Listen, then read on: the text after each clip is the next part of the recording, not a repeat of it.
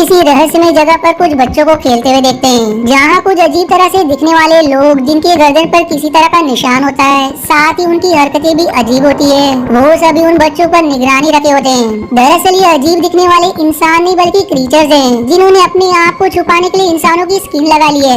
और तभी अचानक कुछ बच्चों के आँख पर लगे डिवाइस में अलार्म बजने लगता है, जिससे सभी घबरा जाते हैं और तुरंत एक लैब के अंदर जाते हैं, जहाँ वो सारे क्रीचर्स उनकी दिमाग की शक्तियों का प्रयोग करके उसी टावर पर हमला करते हैं, जिससे टावर का कुछ हिस्सा टूट जाता है और उसके टूटते ही पृथ्वी पर भूकंप आने लगता है, जिससे जेक नाम का लड़का उठ जाता है। दरअसल हमने अभी जो भी देखा, जेक वो सारी चीजें हमेशा अपने सपने में देखता है और उस सपने को देखने के बाद वो उसकी स्केच बना लेता है ताकि वो उसे भूल न जाए।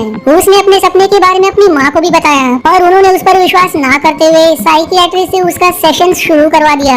अब जेक साइकियाट्रिस्ट से मिलकर उससे कहता है कि मुझे अभी भी सपने आते हैं, जिस पर साइकियाट्रिस्ट सवाल करता है कि क्या तुम अपनी नींद पूरी कर रहे हो जैसा मैंने तुम्हें करने को कहा था, क्योंकि तुम्हारे पिता की एक दुर्घटना में मृत्यु हो चुकी है और तुम्हारे अडॉप्टेड पिता तुम्हें इतना पसंद नहीं करते, जिसका तुम्हारे दिमाग पर बुरा असर हुआ है, इसी कारण तुम्हें ऐसे सपने आते हैं। जिस पर जेक उसे हाँ में जवाब देकर वहाँ से बस स्टॉप के पास आ जाता है, जहाँ अब उसे एक आदमी दिखाई देता है जो कि उसके सपने में दिखाई देने वालों में से एक है। और फिर तभी एक गरीब इंसान आकर जेक को चेतावनी देता है कि उनकी नजर तुम पर है, तुम बच कर रहना वरना वो तुम्हें ले जाएंगे। इस बात पर डर के मारे वो बस में सवार होकर तुरंत अपने घर लौट जाता है। अब रात को जब वो सो रहा होता है तो उसे फिर से एक सपना आता है, जिसमें अब उसे रोनाल्ड नाम का आदमी अपने पिता के साथ जंगल में किसी पर निशाना साधे हुए दिखाई देता है। और फिर तभी अचानक उसके पिता अपना दम तोड़ देते हैं, जो देख कर रोनाल्ड दुखी हो जाता है। और अब वहाँ वॉल्टर नाम का आदमी आ जाता है, जिसके पास अनंत शक्तियाँ होती है। वो रोनाल्ड से कहता है कि मैं जानता हूँ कि तुम पर शक्तियों का कोई असर नहीं होता, लेकिन एक दिन मैं तुम्हें भी देख लूंगा।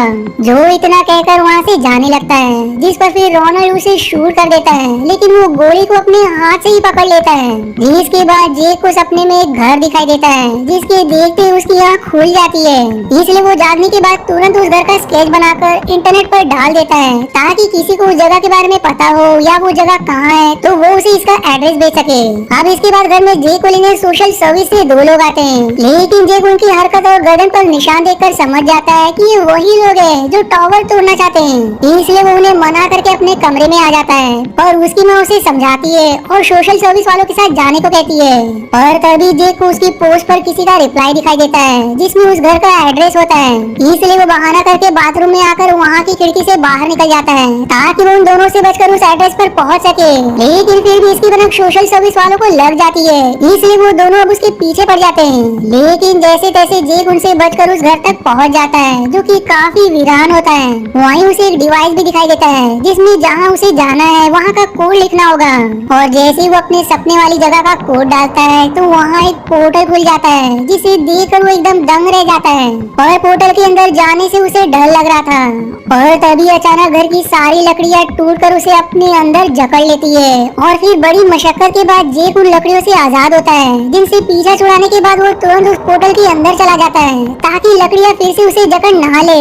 और जैसे वो पोर्टल के बाहर आता है तो पोर्टल अपने आप ही बंद हो जाता है। इधर वॉल्टर अपने बेस पर आता है, जहाँ एक लड़की उसे बताती है कि पृथ्वी पर बने पुराने पोर्टल से कोई यहाँ घुस आया है। जो सुनकर वॉल्टर हैरान हो जाता है, इसलिए तुरंत पृथ्वी के लिए निकल जाता है। दूसरी तरफ जेक को आगे बढ़ते हुए एक पानी की बोतल दिखाई देती है और प्यास लगी होने के कारण वो पूरा पानी ही पी जाता है। पर तभी वहाँ रोनाल्ड आकर उस पर गन तान देता है, जिससे जेक एकदम घबरा जाता है। रोनाल्ड उससे सवाल करता है कि तुम कौन हो और यहाँ कैसे आए, जिसके जवाब में जेक कहता है कि मैं सपनों के जरिए यहाँ तक पहुँचा हूँ और मैंने तुम्हें भी अपने सपने में देखा था। जिस बात को साबित करने के लिए वो उसे अपना स्केचेस दिखाता है। और फिर एक स्केच में वॉल्टर को देख रोनाल्ड जेक से सवाल करता है कि जिस जगह का स्केच तुमने बनाया है क्या तुम्हें लगता है कि ये वही रहता होगा, जिस पर जेक हाँ में जवाब देता है, जो सुनकर रोनाल्ड हैरान हो जाता है। और अब वो उसे कहता है कि जंगल के बीच एक छोटा गाँव है जहाँ एक साइकिक रहती है, वो तुम्हारे सपने को पढ़कर मुझे वॉल्टर की लोकेशन बता सकती है, इसलिए तुम मेरे साथ चलो। जिस पर जेक उसके साथ चलने के लिए मान जाता है। इधर वॉल्टर पृथ्वी पर बने उसी पुराने घर पर आता है, जहाँ उसे एक लकड़ी के टुकड़े पर खून लगा मिलता है, जिसे लेकर वो पृथ्वी पर बने क्रीचर के बेस पर आता है, जहाँ एक क्रीचर उस खून को टेस्ट करके बताता है कि ये खून इंसान का है, जिसके दिमाग में बहुत शक्ति है। जो जानकर वॉल्टर हैरान और वहीं खुश भी हो जाता है। दूसरी तरफ रोनाल्ड और जेक बातें कर रहे होते हैं, जहाँ रोनाल्ड उसे कहता है कि हमारे यूनिवर्स के बीच में एक टावर है जो पूरे यूनिवर्स को सुरक्षा प्रदान करती है उन क्रीचर से जो यूनिवर्स के बाहर अंधेरे में रहते हैं। इसलिए वॉल्टर इस टावर को तोड़ना चाहता है ताकि वहाँ से क्रीचर आसानी से यूनिवर्स में आ सके। और मैं वॉल्टर को रोककर उस टावर को टूटने से बचाना चाहता हूँ। मैं दरअसल एक बंदूकबाज यानी कि गनमैन हूँ जिसका निशाना आज तक नहीं चूका।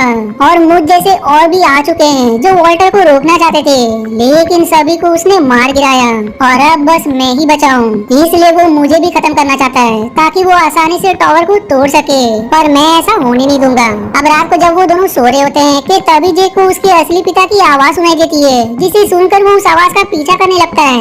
वहीं रोनाल्ड को सपने में वॉल्टर दिखाई देता है जो उससे कहता है कि मैं जेक को मार दूंगा, जो देखकर रोनाल्ड की आंख खुल जाती है जहाँ अब जेक उसे कहीं दिखाई नहीं देता। इसलिए वो तुरंत उसे इधर उधर ढूंढने लगता है जो भाग्य से उसे जंगल के बीच दिखाई देता है जहाँ जेक को उसके पिता अपने पास बुला रहे होते हैं। और जैसे ही वो उनका हाथ पकड़ता है वो उसे अपने साथ ले जाने लगते हैं, लेकिन समय रहते रोनाल्ड उसे शूट कर देता है जिससे वो काफी भयानक क्रीचर बनकर गायब हो जाते हैं। जिसके बाद वो जेक को समझाता है कि इन सब पर विश्वास मत करना, ये बस एक छलावा है। और तभी एक क्रीचर रोनाल्ड पर हमला करके उसे पेड़ से बांध देता है जिससे उसकी गन नीचे गिर जाती है। और जेक जैसे उसे उठाने जाता है क्रीचर उस पर हमला करने उसकी तरफ बढ़ता है, इसलिए जेक उससे बचकर वहाँ से भागने लगता है। और तब तक भाग्य से रोनाल्ड खुद को छुड़ाकर उस क्रीचर को मार डालता है। इधर पृथ्वी पर वॉल्टर जेक के घर आ जाता है जहाँ वो उसकी एडॉप्टेड पिता को मारकर उसकी माँ को पोसेस कर लेता है और फिर उसके दिमाग से जेक के सारे स्केच देख लेता है। दूसरी तरफ रोनाल्ड और जेक उसी गांव में आ जाते हैं जहाँ रोनाल्ड साइकिक्स को वही स्केच दिखाता है, जिसे देखकर वो जेक से कुछ बातें करके उसके सारे सपनों को अपनी शक्तियों से देखने लगती है। जिसके बाद वो रोनाल्ड से कहती कि अगर तुम्हें वॉल्टर के पास जाना है तो उसके ठिकाने वाले पोर्टल से तुम वहाँ जा सकते हो जो कि पृथ्वी पर है, और अगर तुम चाहो तो हमारे पास एक पोर्टल है जिससे हम तुम्हें पृथ्वी पर भेज सकते हैं। जो सुनकर रोनाल्ड मान जाता है। इसलिए अब सारे गांव वाले उनके पास रखे पोर्टल को चालू करने की तैयारी करने में लग जाते हैं ताकि वो रोनाल्ड और जेक को पृथ्वी पर भेज सके। पर तभी गांव में कुछ क्रीचर्स हमला कर देते हैं जिन्हें वॉल्टर ने जेक को लाने भेजा होता है, और इसीलिए रोनाल्ड तुरंत जेक को छिप जाने को कहता है और फिर खुद उन क्रीचर से लड़ने लगता है। लेकिन जंगल वाले क्रीचर्स के हमले के कारण रोनाल्ड काफी कमजोर हो गया होता है, जिससे क्रीचर जेक को घसीटकर अपने साथ ले जाने लगता है। लेकिन रोनाल्ड ठहरा बंदूकबाज, वो एकदम शांति से जेक की आवाज सुनकर ऐसा निशाना लगाता है कि उसकी गोली काफी दूर से जो क्रीचर जेक को ले जा रहा था उसी जा लगती है, जिससे वो वहीं ढेर हो जाता है और जेक तुरंत रोनाल्ड के पास आ जाता है। अब वो दोनों पोर्टल के जरिए पृथ्वी पर जाने लगते हैं और जाते जाते साइकिक जेक से कहती कि अपनी शक्तियों का कम प्रयोग करना वरना वो तुम्हें ढूंढ लेगा। इसके बाद जेक और रोनाल्ड पृथ्वी पर आ जाते हैं और इधर वॉल्टर उसी गांव में आता है जहां वो साइकिक को अपनी शक्तियों से तकलीफ देकर उसे जेक के बारे में पूछता है, जिस पर अंत में वो उसे मजबूरन बता देती है। लेकिन फिर भी वॉल्टर उसे मारकर वहां से चला जाता है। वहीं पृथ्वी पर जेक और रोनाल्ड उसी गरीब के पास आते हैं जिसने जेक को चेतावनी दी थी। जेक अब उससे सवाल करता है कि क्या तुम्हें उन क्रीचर्स के ठिकाने के बारे में पता है, जिस पर वो कहता है कि बचपन में क्रीचर्स मुझे उठाकर ले गए थे और उन्होंने मेरी सारी शक्तियों को खत्म करके मुझे पागल बनाकर यहाँ भेज दिया, पर मैं उनके ठिकाने का लोकेशन भूल गया। इसलिए अब जेक उसके दिमाग को पढ़कर ठिकाने की लोकेशन निकाल लेता है, जिसके बाद जेक अपने घर पर आ जाता है जहाँ उसे उसके एडॉप्टेड पिता मृत दिखाई देते हैं। वहीं उसकी माँ को भी वॉल्टर ने जला दिया होता है। इसलिए अब जेक तुरंत अपनी शक्तियों से सारी चीजें देखने लगता है कि उसकी माँ के साथ क्या हुआ, जो खौफनाक सीन देखकर वो एकदम भावुक हो जाता है। इसलिए रोनाल्ड उसे संभालते हुए कहता है कि अपनी शक्तियों का प्रयोग मत करो वरना वो तुम्हें ढूंढ लेगा। मैं तुमसे वादा करता हूँ कि वॉल्टर को मारकर तुम्हारी माँ और मेरे पिता का बदला जरूर लूंगा। जिसके बाद वो दोनों गन की दुकान पर गोलियां लेने आते हैं और जैसे ही जेक दुकान के बाहर आता है दुकान के अंदर वॉल्टर आकर गेट बंद कर देता है। रोनाल्ड और जेक को वहाँ से भाग जाने को कहता है, लेकिन बाकी क्रीचर्स उसके पीछे पड़ जाते हैं और उसे वैन में डालकर अपने साथ ले जाते हैं। इधर रोनाल्ड पीछे के रास्ते से दुकान के बाहर आता है, लेकिन वहाँ जेक को ना पाकर वो उनके बेस के लिए निकल जाता है। वहीं क्रीचर्स जेक को पृथ्वी पर बने क्रीचर के ठिकाने पर ले आते हैं और इधर रोनाल्ड भी उसी बेस पर पहुँच जाता है और अब वो सारे क्रीचर्स को एक एक करके मार गिराकर आगे बढ़ने लगता है।